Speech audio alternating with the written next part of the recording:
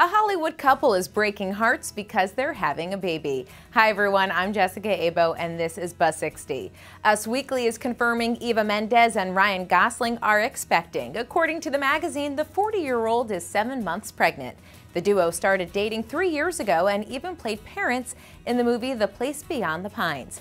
After the news broke, the heartbroken took to Twitter. One fan writes, "I haven't cried this much from a movie since the first time I watched The Notebook.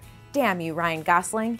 Another jumped in with, "Yes, it's true, I'm having Ryan Gosling's baby. Thank you for all your congratulations. We are both extremely happy and excited. #baby." The team at Mashable posted how we feel about the news Eva Mendes is pregnant with Ryan Gosling's baby. And Ellen DeGeneres tweeted, "Congrats to @Ryan Gosling and @Eva Mendes. That's going to be the most beautiful, bilingual, part superhero, well-dressed, romantic baby ever." So sorry, ladies, just when you thought you'd recovered from that Father's Day hoax. Buzz 60. Now you know, pass it on.